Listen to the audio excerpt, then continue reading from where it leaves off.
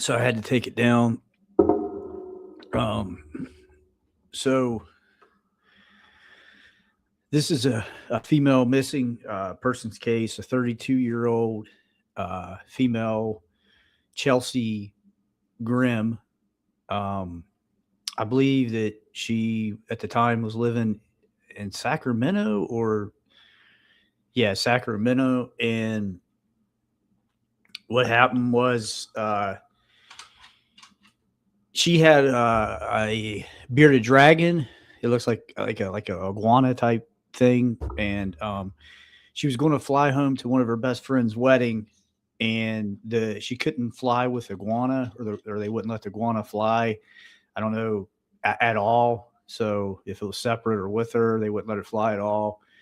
So she decided to drive back home to Connecticut. I think somewhere in Connecticut, and her parents lived there too. And she set out to drive back home, and pretty soon onto the trip, she decided that she wasn't going to make it home. And then she some other events happened. She was pulled over by the police. She was in front of a graveyard, I believe, and we have footage of that. I'll show it here in the video. Credit to News Nation. And the body cam caught it. Kind of told her a place to stay and everything. And then I guess she decided, she had tents, and she's a photographer, and she took pictures. So they have pictures. And ironically, she was going to take a trip for the missing, and she took pictures of missing people on the walls. There's a picture of that. And then she said that she was taking pictures of this graveyard where she was pulled over. She got emotional. The cop asked her if she was smoking pot. She said, yeah, earlier she was fine. The cop saw the bearded dragon. I think his name was Rosie. I don't know if it was a boy or a girl. And then eventually in Arizona somewhere, they found her vehicle. Two of the tires were flat, I think maybe on the passenger side. There was a woodcutter guy that had a conversation with her before she was missing, and that was like probably the last person that they know of that's seen her missing. And then I believe that was back in October 2023. So she's been missing like almost 3 years now. I think she was studying to be like a social worker or something, and then her true passion, or one of her passions, was photography. And they looked for her for a while, and the case got a little bit of media, and then they quit looking for her. Her parents hired a PI, a public investigator, a couple of them, I believe. And then I think there's one of the interview of the parents and the sister. It's probably all on here. I'm going to go ahead and play this video. It's a News Nation video, and I'll stop and comment on it as need be. And let's just go ahead and do that. Let's make it bigger, me smaller. Okay. And then let's go ahead and play the video. And I'll be in a corner. You probably won't be able to see me. Okay. Yes, credit to News Nation now. I hope I hit the right one. I hope this is the right one popped up here.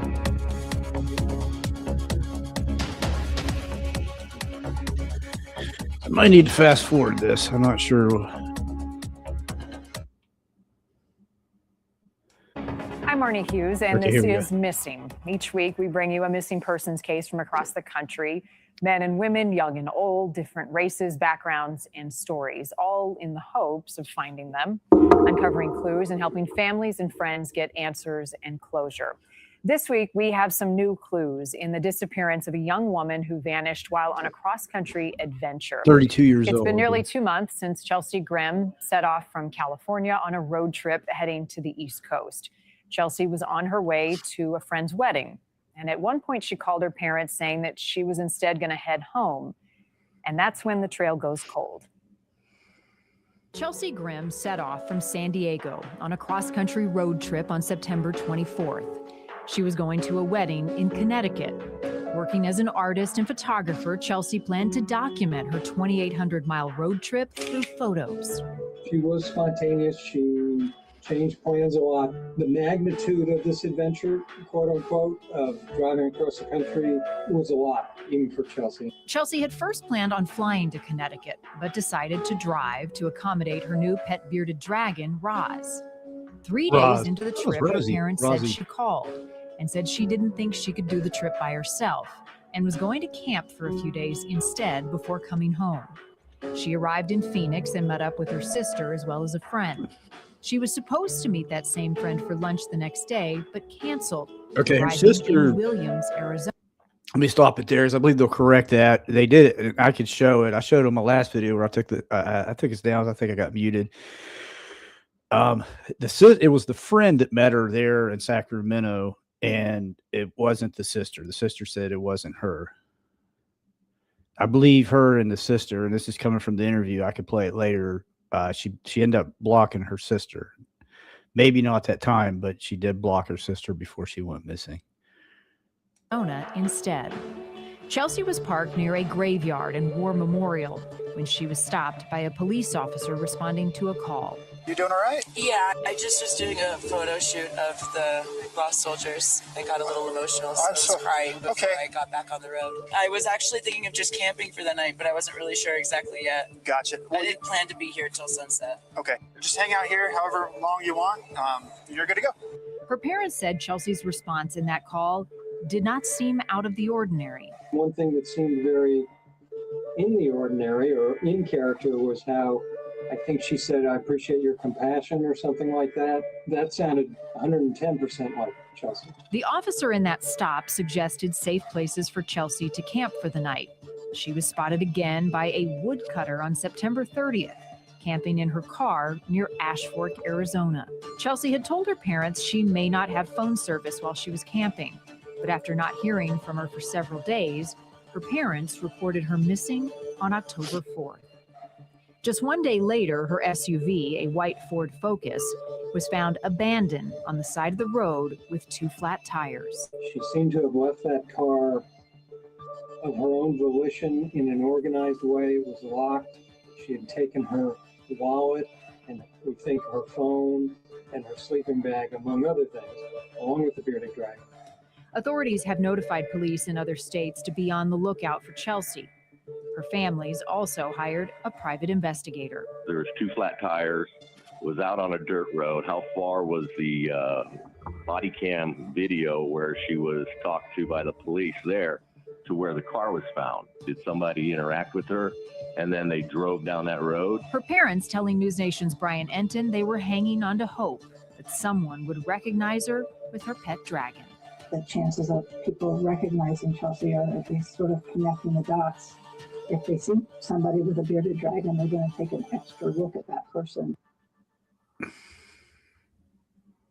And as we cover this case, now is the opportunity that if you have questions or comments, I encourage you to post them and we'll do our best to answer them. Joining me now to talk more about Chelsea's disappearance, News Nation senior national correspondent Brian Enton. Brian, good to see you. I was glad to see that you were covering this case. You spoke with Chelsea's parents. You spoke with the private investigator.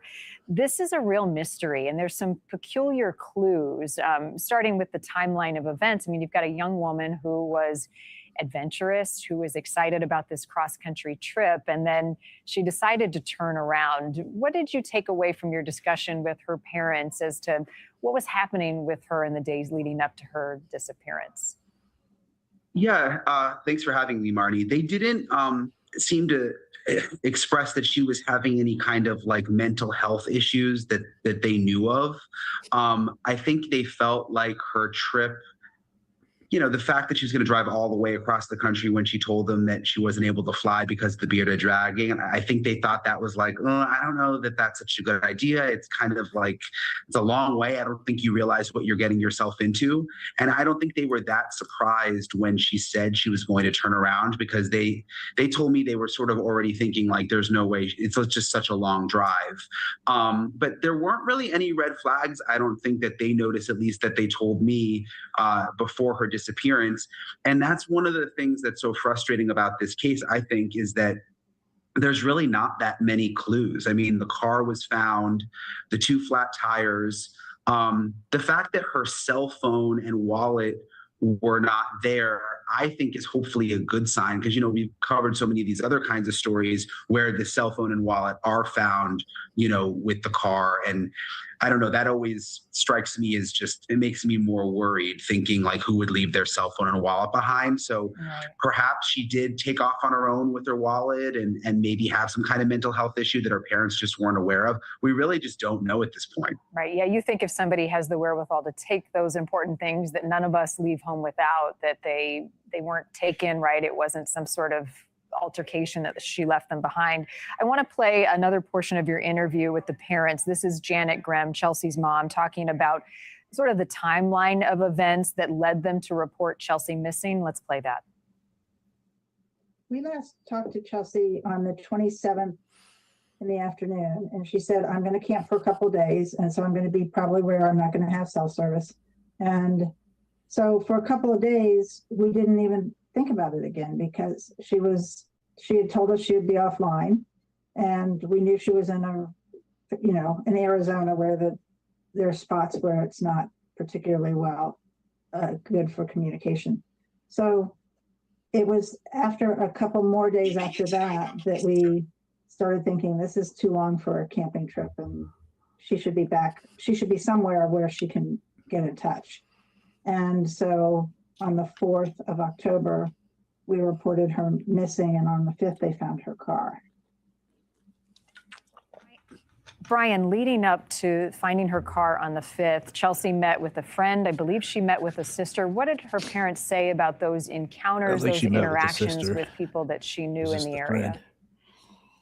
Yeah, that was one of the things that I asked about, was like, did her friend express any kind of concern that she was acting weird? And the parents said no. And I asked to get in touch with the friend, and that never happened. It would have been nice to talk to the friend, one-on-one. But the parents said that the friend didn't have any concerns, didn't say that Chelsea was acting weird at all. The part of the story that I've also sort of thought is interesting, where they said that Chelsea, in the days leading up to her disappearance, tried to pay for something with euros instead of US dollars.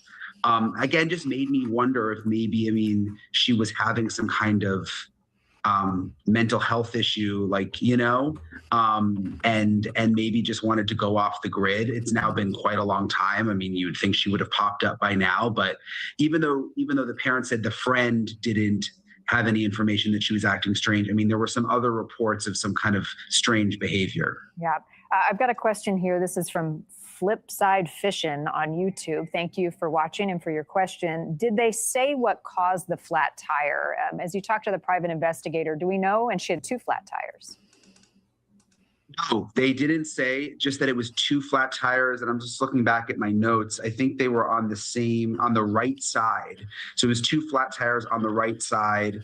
The cell phone, wallet, and sleeping bag were gone. Or is that the driver's side? There are a couple of, or at least one other private investigator that's gotten involved in the case, from what I'm told, in addition to the one that I initially spoke to. And from what I've been told, the police have been giving information to the private investigators, information that isn't necessarily public. So it seems like the police are open to outsiders trying to help with the case. They've just released such minimal information to us. And the question about how the what caused the flat tires. They may know, but they haven't told us. Yeah. Well, it's a good sign they're working with private investigators. Oftentimes they don't. They'd like to go on their own. Good question from our viewer there. I have another question from Jay Ballou on YouTube. They're asking about phone pings and maybe she took a ride from someone. There's always digital evidence if she took her phone. Has that led to anything promising?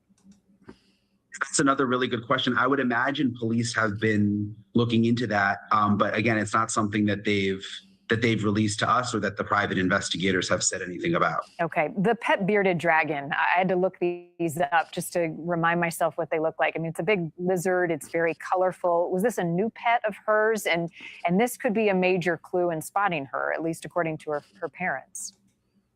It was relatively new. I don't think she was aware that she couldn't fly with the bearded dragon initially, which is why I think her plan was to fly, and then she switched to driving because she didn't think she could fly with the bearded dragon. It is an important clue because in addition to, her wallet, car, and the sleeping bag and cell phone not being with the car, the bearded dragon was also not there. So if she did take off on her own, this bearded dragon was apparently very, very important to her. That's why she was driving across the country. It would make sense that she would take the bearded dragon with her. So if people think they may see her, I mean, you may spot like a bearded dragon on her shoulder, or she may be carrying the bearded dragon. And one thing that was interesting to me with this, Marnie, is when we first did the story, when I interviewed the parents, like a lot of people have bearded dragons, like especially on Twitter, like that really caught people's attention. And I was happy to see that because I think it's a part of the story that people are interested in. I think it helped sort of push it along, more eyeballs out there, hopefully. Well, certainly. I mean, if you put somebody who looks like... Yeah, there was actually another sighting of a girl they thought was her. She had a bearded dragon. She looked like Chelsea. And it turned out it wasn't her. So Chelsea together with this bearded dragon, this big lizard, I think it's going to be a major point for people to keep an eye out for. She also had a tattoo. Where was the tattoo? Do we know what the tattoo is? It's a good question. I have to go back and look. I don't. I know that. I think that's a picture of it there. You can see it on her wrist. I don't know exactly what it's of, but it's sort of on the inside part of her wrist. So that's something else. That, there's like a vine or something. I guess ivy. Actually, I'm ivy. Looking at your notes there. Yeah, it looks like a vine with ivy. Yeah, vine with ivy. Yeah, kind of wrapped around her wrist. What about? Yeah, so that's also something that people would hopefully notice. Yeah, distinguishable. What about her past? I mean, was traveling cross country, road trips, camping something that she often did? Yeah, she had tents. She camped in tents. I don't think she had been on a road trip to this extreme, but her parents did say that she was very, very adventurous. And so it wasn't like uncommon that she was going to camp out or that she was kind of doing out San Diego, like, that she sprung this on them, that she was going to drive with the bearded dragon. They said she had this adventurous spirit. That's pretty far. And that's another reason, to drive clear across initially they didn't report her missing right away because they thought, well, she might be camping out in an area where there's no cell phone service. And we've seen this in other cases that we've covered. It's like with young people, they go on these road trips and, the parents don't just automatically jump to conclusions that the worst has happened. I mean, you give it a little bit of time to see, maybe she'll pop into cell range, shoot me a text. So they were not initially that worried. But then at some point they were like, it's unlike her to go off the grid for this long. And then it was the next day that her SUV was found with the flat tires. So, that's when they really, really got worried. And I really felt for those parents just because you can imagine what they're going through. I mean, not knowing is just awful. And they're just hoping that she, even though they don't suspect she was having any kind of mental health issues, they're hoping that she just, took off on her own and is hiding out somewhere. They don't want to think the worst in terms of like someone abducting her or the possibility of her taking her own life, that kind of thing. Yeah, no. And I think some of the things that she took with her gives, I would imagine, the family hope. And for all of the families of missing loved ones that we talk to on a regular basis, it's the not knowing, right, that is the worst. It's now been more than a month since they reported her missing. I want to play, Brian, a portion of that body cam video when she encountered the officer. This was near that cemetery where she was taking some photographs. Here's a part of that. Hello. Hello. How are you doing? I'm okay. How are you? I'm doing great. Are you doing all right? Yeah, I just was doing a photo shoot of the lost soldiers and got a little emotional, so I was crying before I got back on the road. I was actually thinking of just camping for the night, but I wasn't really sure exactly yet. Gotcha. Well, I didn't plan to be here till sunset. Okay. Just hang out here however long you want, and you're good to go. Awesome. It's a pretty non-eventful encounter right there, nothing out of the ordinary, but her parents watched that. What'd they tell you about that engagement with the officer? Agreed with what you're saying. They didn't pick up on anything out of the ordinary. They said it sounded just like her. They actually sort of smiled and they told me, how polite she was with the officer, that and compassionate, that was like her personality to a T. So again, something that kind of frustrated them. It's like, here's another piece of video, a piece of information that came out, but it really, to them, didn't really lead to any clues about what may have happened. It didn't strike them as odd at all, the way she was talking, and she didn't sound especially upset. It seemed just like her, they said. It was also, it caught my attention, she encountered a woodcutter at some point, and this area of Arizona, it's sort of near, I'm looking at a map, Coconino County is north of Sedona, north of Prescott, pretty north of Phoenix. This woodcutter, I'm assuming that means like a lumberjack. I don't know what a woodcutter exactly is, but what was the encounter with this person? Who were they? Anything strange about that for the family? So it's actually not uncommon, I've learned, for like woodcutters to be working in that area. It is kind of like a lumberjack. And I've learned, at least there's reports that now that it wasn't just one woodcutter, there may have been other woodcutters that also saw her. And again, sort of in a frustrating way, they didn't have any information, at least that we know of, that really helped figure out what happened to her. Just the fact that they saw her camping with her SUV there. It was near Ashford, Arizona. That was around September 30th when the report from the one woodcutter came in. I don't know the exact time frame for the other woodcutters who saw her, but I think she probably kind of stood out in that area. I don't think that there were other people camping around. So I think when they saw her, camping gear and her SUV there, it's something that they remembered and then were able to report to the police. Have police, the family, the private investigator searched on foot? Have they taken dogs out to the area where her car was seen? Yeah, they have been out there. I'm not sure about dogs, but I know at least two of the private investigators have been out there, have been interviewing people. That's how we found out that there was more than one woodcutter who spotted her. But there hasn't really been any significant information to come from that, at least that they're releasing. Again, I know that the police have been open to at least one of the private investigators and providing some information to them that isn't necessarily public. So there could be more behind the scenes. But I think if there was something really important that could help push the investigation forward, I would hope the police would have released it by now. And they've just been really, really quiet about the whole thing. One thing, Brian, I listened to your interview with the private investigator, and when the two of you talked, he indicated that they had uncovered some clues, but he wasn't able to share at that time specifically what those may be. Has anything come of that in the last few weeks? Any update on that front? No specifics with the new clues. Some of that, I think, was the fact that there were other woodcutters who had seen her. It wasn't just the one, because police released that it was just one initially. But that was really the extent of the new information that we've been able to get. I know that they've been talking to other friends of hers, trying to get a handle more on, what she may have been going through in that moment. I mean, you know how it is with your parents. Like, you sometimes put on, like when you talk to your parents, you try to make it seem like everything's okay sometimes when maybe it's not. And you may, be telling friends some more personal things that you don't want your parents to worry about. So I know that they've been really trying to dig in deep into other people.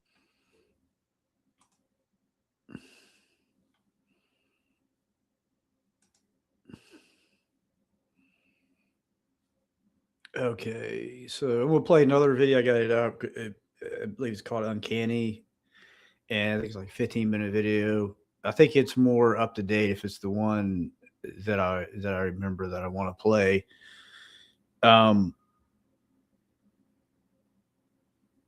Yeah, I think that's been a while. I think that video of him was like when everything was happening.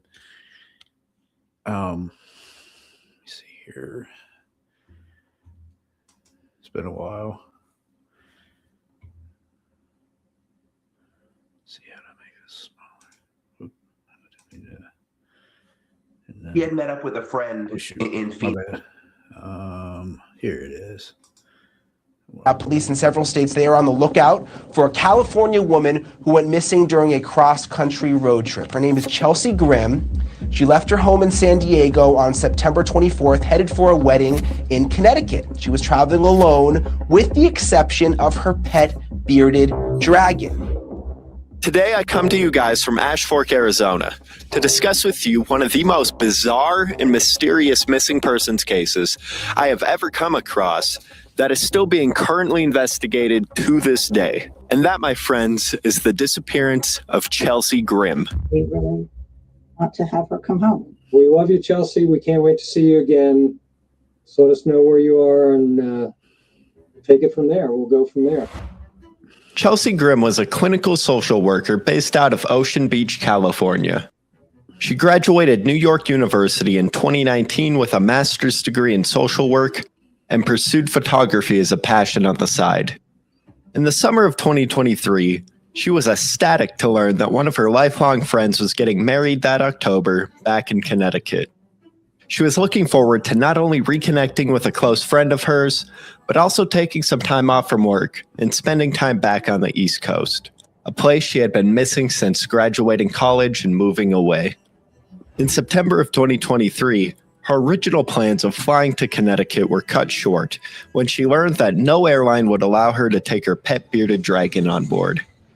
So instead, she decided she was going to drive the 2,800 miles from San Diego to Connecticut.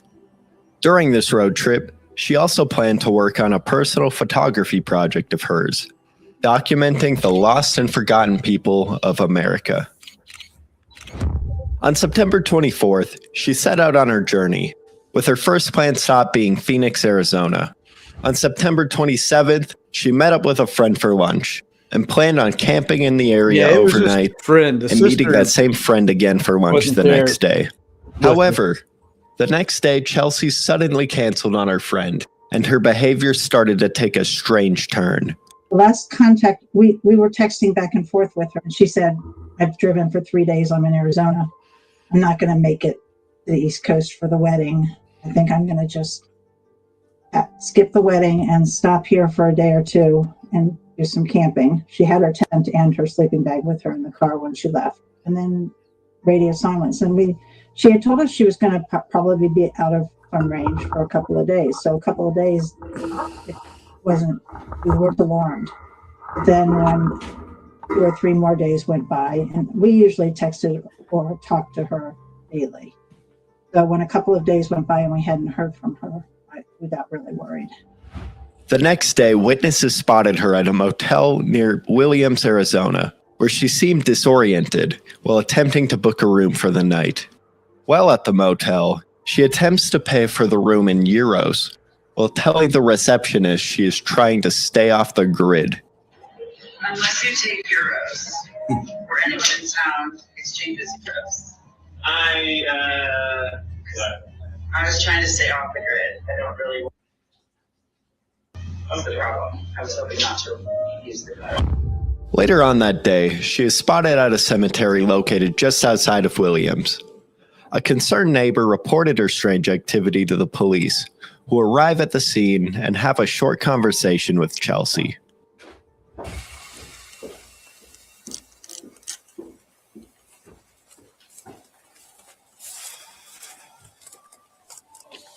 Hello. Hello. How are you doing? I'm okay. How are you? I'm doing great. Are you doing all right? Yeah, I just was doing a photo shoot of the lost soldiers and got a little emotional, so I was crying before I got back on the road.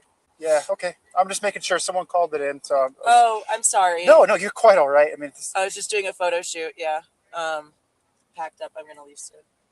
Okay. But I just didn't want to drive like that. Sad. I got you. You've been smoking a little bit of marijuana? Earlier today, yeah. Okay.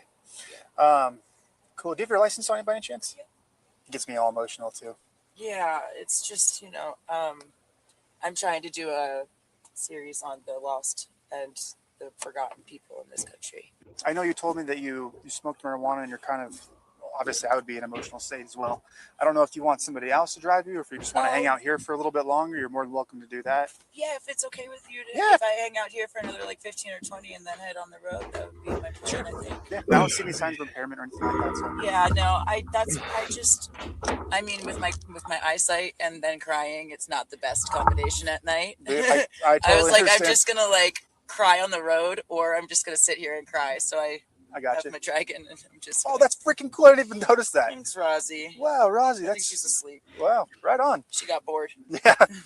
Do you have like a hotel around here? Well, it's a she. I don't. I was actually thinking of just camping for the night, but I wasn't really sure exactly yet. Gotcha. Well, I didn't plan to be here till sunset. Okay, you can't camp in the city limits. It's kind of like a city statute we have. Okay, good. But you can always go. I don't know if you can see. Nicest cop I ever heard. It's a trucker stop in the gas station area. You can just sleep there. Nobody will bother you. Awesome. Yeah. Love that. Yes. I get some good shots at sunrise too there.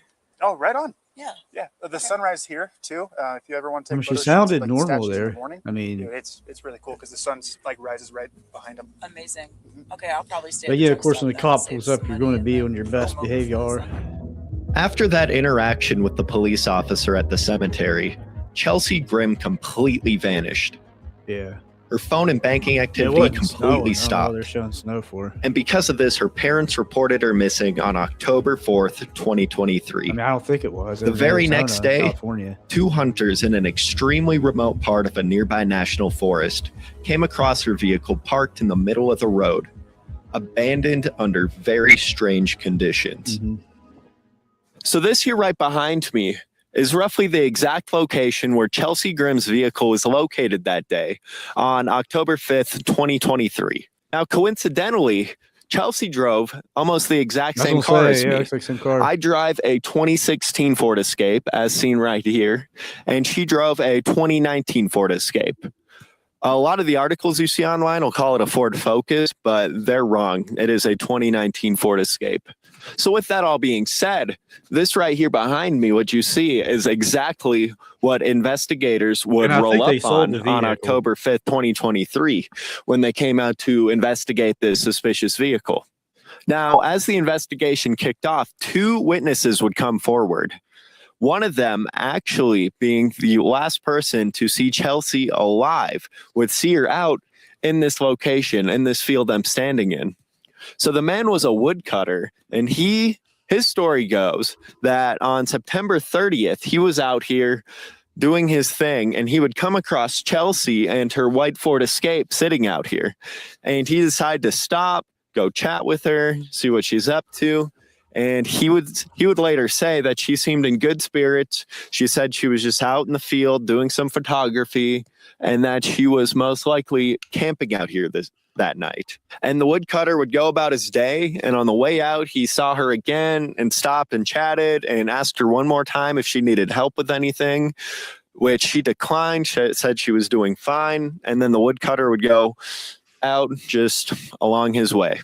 Now, I know what you're thinking. I know all you true crime fanatics are screaming at the screen right now, trying to tell me that the woodcutter, very suspicious, probably came out here, knew there was a woman alone in the wilderness, took advantage, and either murdered her or kidnapped her, or took her away, which, as suspicious as it might sound by an outsider, I have one very strong counter to that. So, like I said, we drive the exact same vehicle, and I've taken my car into many similar places, especially shooting missing person videos like this.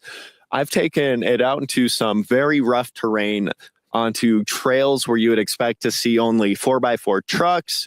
You know, you got your Tacomas, your 4Runners, you see 4-wheelers, side-by-side, whatnot.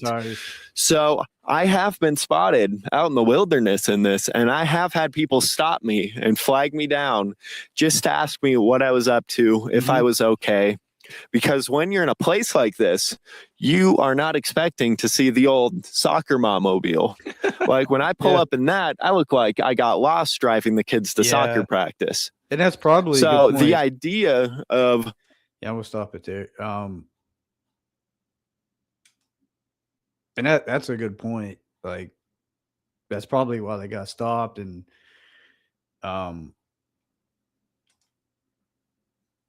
you know, and she did the right thing, like not getting in the vehicle with him. You know, I'm not saying he was a bad guy or whatnot, but then again, you know, out there driving by yourself, a female, that's not good. I think the parents were, you know, really concerned and probably told her, you know, I wouldn't do that, but you know, she's 32 years old. She's living on her own. You know, sometimes you got to learn your own mistakes, but unfortunately, so like what, you know, the question is what happened to her? You know, it sounds like two things. Either she walked off and succumbed to elements, or somebody picked her up and, you know, who knows what happened to her from there. But, yeah, I heard like, you know, she camped by herself. She had tents, and there was another one that really, a video that I played before that really went into a lot of stuff with her. Let me see if I can find it. I thought it was this one, but this guy's just kind of saying what we already, you know, what we kind of already know.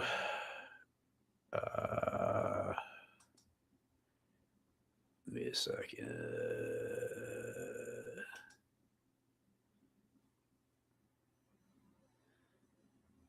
Was it this dude? That's a long one, man. I don't want to. It's an hour long. Anyway, I can stop it here, and I might do a part 2 to this, and play this guy. So I think this might be stand up, because sometimes it's just like, you know, how is that even possible? Don't know, but it happened. And once again, we're going to go through this iceberg style, which is stories get darker and more disturbing as we go on. But before we get into it, please click that subscribe button to see new stories for the dark every single week. Now, let's give it a go, big dog. Make him bigger. What's this dude named? The Chapter? I think he's called The Chapter. First up, let's talk about the baffling disappearance of one Tyler Davis, a father and a husband who, you know, during what should normally be a short walk home. Is this not? Well, he didn't get there. In fact, he didn't get where. I've actually done Tyler Davis. What's going on? Tyler Davis was born and raised in Ohio, and come 2019 was 29 years of age. What did I hit the wrong? Woman to vanish. Okay, I don't know. I obviously hit the wrong thing here. I thought, but I've done Tyler Davis. Yeah, he went missing out of Columbus. Okay, let me try this again. Let me see. Maybe is this a two-parter?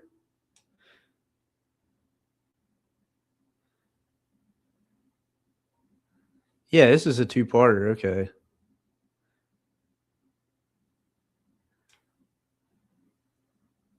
Tires were found to have been done just by the terrain. That maybe she was driving, she got a flat tire, and so she was like, well, I gotta huff it out of here. I'll grab my shit and go. Regardless, this wasn't good, and it's not exactly a place you kind of want to be out alone in. It also turned out that she'd been acting strangely kind of in the days leading up to this. I mean, well, first of all, as I said, she was in Arizona. She should have been much further if she was planning on driving across country by this stage. So what was she doing for the past few days? Nobody knows. Then, you know, after she canceled lunch with her friend, she drove north to these small little towns that dot this part of Arizona. Why she was there, we don't know, but she tried to check into a hotel and pay in euros for some reason, saying she wanted to stay off-grid. Unless you take euros, or anyone in town exchanges euros. I was trying to stay off the grid. That same night, she was stopped by a police officer responding to a suspicious vehicle not far from a graveyard. Did you hear that? That she was trying to stay off the grid.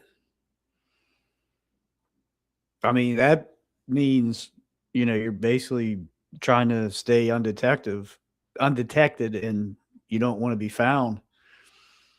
There's a boyfriend that plays into this too. I'm not going to say his name, but he said that she always wanted to go to Mexico.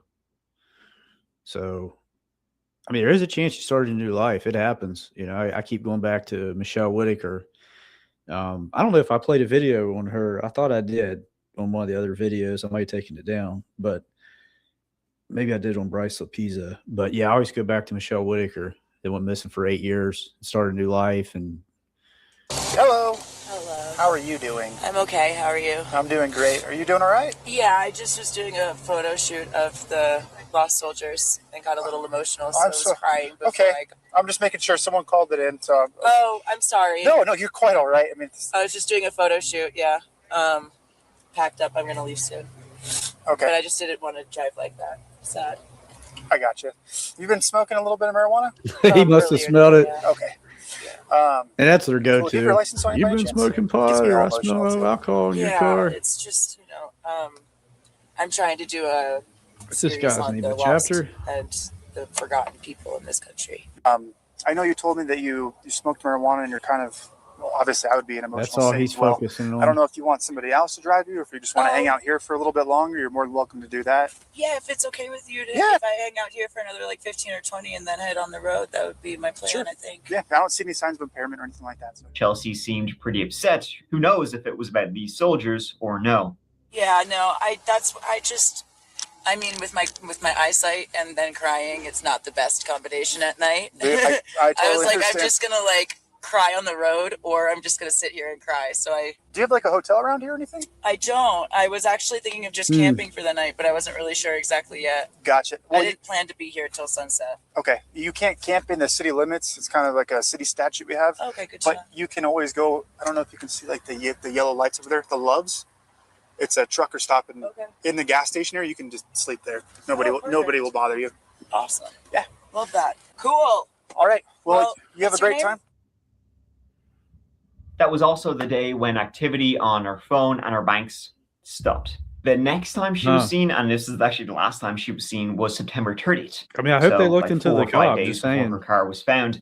And she was seen camping, kind of again in the same area. She was seen camping by a woodcutter. He went to check on her. She said she was fine. She was just in the area, doing some photography.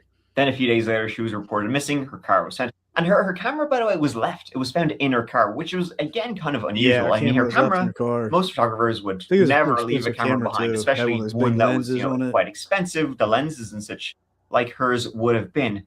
The fact that her camera was left behind would also lead you to believe that maybe she'd been in some kind of trouble and had to huff it out of there, as opposed to her driving to this national forest and then going camping, where she would want to go and take pictures, which is why she said she was in the area in the first place. And another thing is that the final photo on her camera is weird. It's a picture of her holding flowers. All the doors of the vehicle are open. Just seems creepy. There's something creepy about that picture. You wouldn't wish it on anyone. It's been 2 weeks since Stephen and Janet Grimm have heard from their daughter every morning since, waking up with hope that will change. It's been just a horrible, horrible, horrible experience. Her pet was gone, her wallet with her credit card, her debit card. Wow. I mean, picture's worth 1,000 words. Holding flowers and the doors are open. You got to think of the mindset to,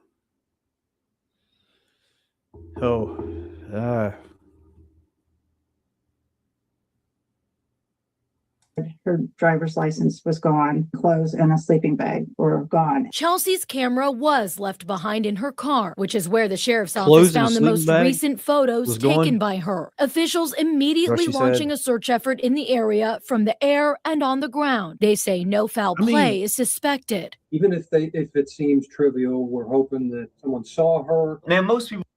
You say clothes and sleeping bag was going. Is that right? Let me go back here. Because that's important.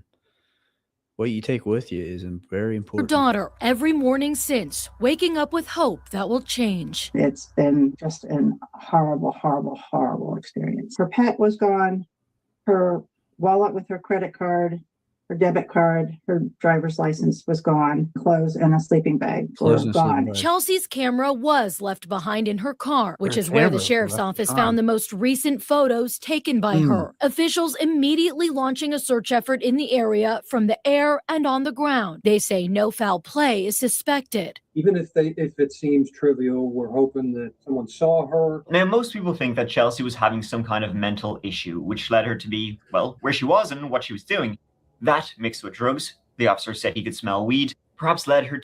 I mean, I have two thoughts on that. With the doors open and the flowers, that could mean, like, unfortunately, you know, she's going to check out, opt out. I don't want to say the S word. Or it could mean, like, it's a symbolic to, like, I'm putting this life behind me and I'm starting a new life. And you got to think, like, she took the credit cards, but she didn't use them again. But she did take clothes in the sleeping bag. So she was planning forward, you know. It wasn't like, you know, if you're just going to walk out and succumb to elements, why would you take anything with you? But then again, she left the camera behind her. Like with the Bryce Lapisa, I always thought with him leaving the car and the laptop and the phone and all that stuff was him, that his parents bought all that stuff for him and he was leaving that behind. And that's part of me that, you know, I don't belong to that. And I don't, you know, I'm not letting them dictate my life. I'm going to put all that stuff in the past. I'm going to start a new life and buy my own things. You know, could it be something like that with her? To go into the woods. The flat tires seemed like it was from the road she was driving on, and maybe it made her paranoid. Huge searches have been done to find her in the forest, and all have come up empty. Likely she got lost out there, so you think they would find her, but as I always say in my national park horror stories, no, you probably won't, because forests and national parks are extremely big. You never know what could have happened to her out there, if she is still even there. So theories are flat tire if she tried to hoof it out of there. Another theory, she had a mental health issue. Stuff, same thing again, she tried to hoof it out of there or went into the woods. And I forget the guy's name, but there's a theory on 411, like missing people going missing in these parks, and they're by themselves, and they think it might be aliens. You know, that's just something to throw out there too. Something happened. Her parents would say that she had some mental health issues, but like nothing like this. Never anything even remotely close to this. Nothing major at all. Nothing that ever truly concerned them about her state. But her dad would also say that she was having trouble with a boyfriend at the time, and that he thought she was scared of him and that she was running from him. Now, I must say, though, of course, police investigated all of her romances. The police don't believe there's anything there at all. Chelsea Grimm disappeared about a year ago. As I'm posting this video, hopefully there will be news about her being found soon. Marion Barter was a teacher and a mother. Okay, he's doing multiple cases. Yeah, there was some stuff there I didn't know. I didn't know about that picture. That's wow. Yeah, like I said, a picture is worth 1,000 words.